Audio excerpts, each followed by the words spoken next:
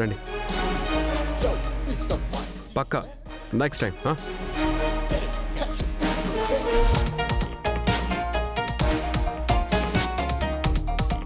ఇప్పుడు పని చేద్దాం, స్టాండింగ్లో తీసుకుందాం. ఒక్క స్టాండింగ్లో తీద్దాం. కమాన్.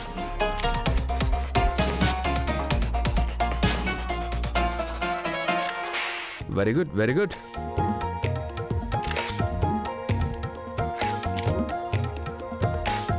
వాసు, సైడ్ నిలబడు.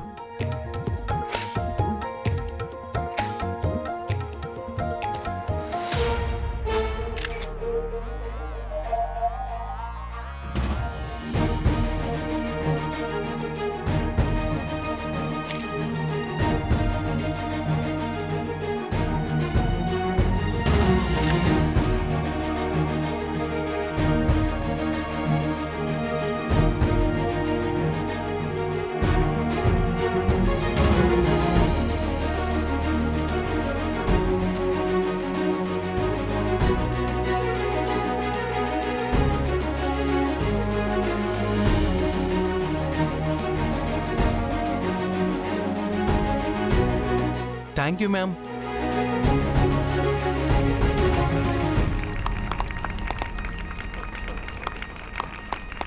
Very good Vasu, very good. Keep it up.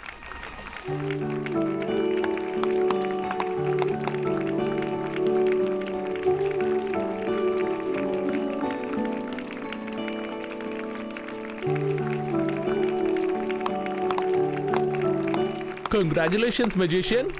నువ్వు మళ్ళీ ఒకసారి ప్రూవ్ చేసావు, సూపర్ గా చేసావు. Very nice. వచ్చాయి.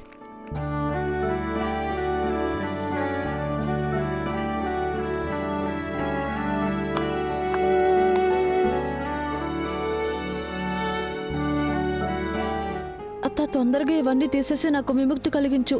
పెద్దమ్మగారు బట్టలు నగలు వేసుకోవాలంటే చాలా పెద్ద బాధ్యత.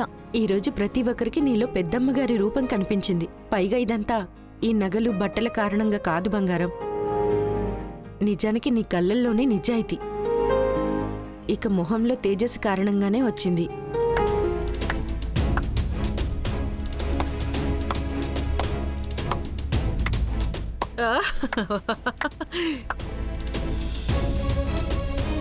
ఇదొక్కటే వినడం మిగిలిపోయింది. నీకు ఈ పని మనిషిలో చంద్రికాదేవి చౌదరి గారు కనిపిస్తున్నారా? ముందు నువ్వు సగం పిచ్చిదానివి, ఇప్పుడు మీరిద్దరూ కలిసి పూర్తి పిచ్చోళ్ళైపోయారు.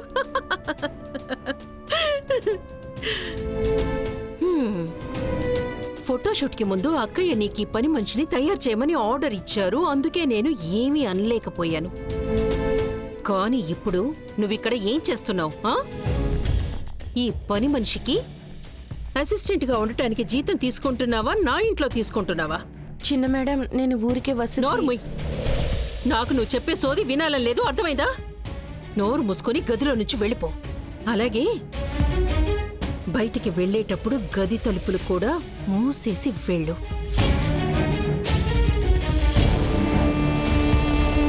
వెళ్ళు, బయలుదేరు.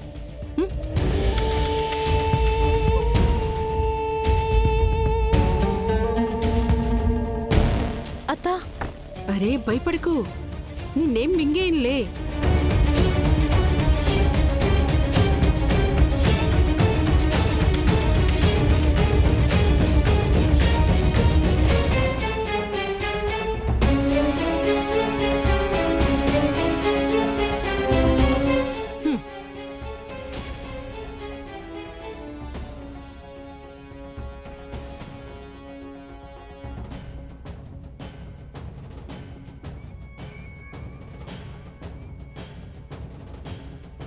ఫోటోషూట్ అయిపోయింది కదా, కానీ చూస్తుంటే నగల మీద కోరిక ఇంకా తీరినట్టు లేదే.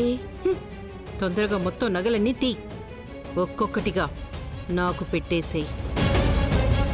చెప్పింది వినిపించలేదా? నువ్వు ఏంటి పని మనిషివి, నేను ఏంటి కోడలిని.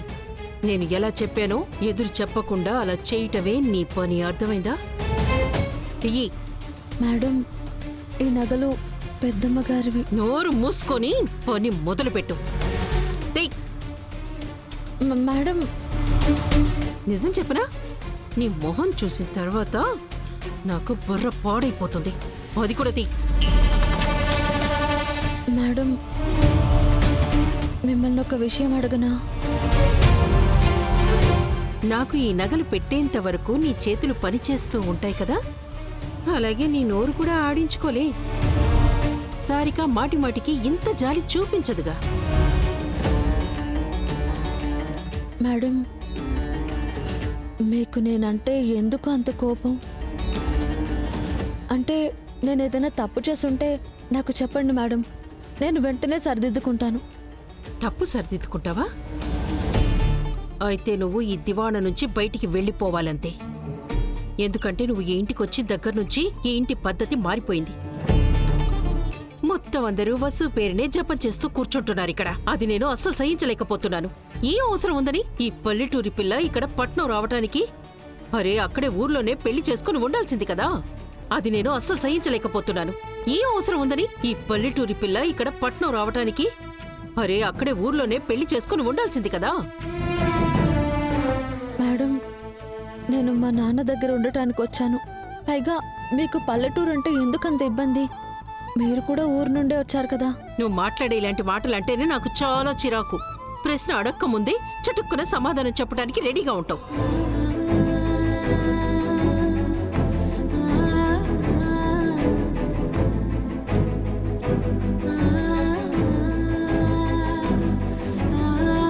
ఇది కూడా పెట్టు.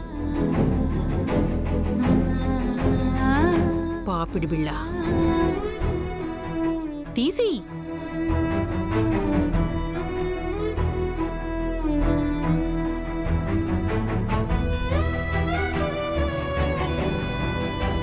మిగిలిన విషయాలన్నీ తర్వాత. ముందు చెప్పు, ఎలా ఉన్నాను? చంద్రికా దేవి చౌదరిలాగా ఉన్నాను కదా? క్షమించండి మేడం, కానీ మా దేవి అమ్మగారిలాగా ఈ భూమి మీద ఇంకెవ్వరూ లేరు. ఆవిడలాగా అవ్వడానికి కేవలం బట్టలు నగలు మాత్రమే వేసుకుంటే సరిపోదు. నిజానికి ఆవిడలాంటి మనసు, ఆలోచన రెండూ ఉండటం చాలా అవసరం. పెద్దమ్మగారు ఒక పేరు కాదు, ఒక మర్యాద. ఆవిడ మీద వేల మందికి ప్రేమ, భక్తి, గౌరవం ఉన్నాయి. ఎవరైనా 100 జన్మలు ఎత్తినా సరే అప్పుడు కూడా నా దేవతలాగా అవ్వలేరు. ఈ దేవీ పురాణం జపించటానికి నీకు విడిగా జీతం ఇస్తున్నారా ఏంటి?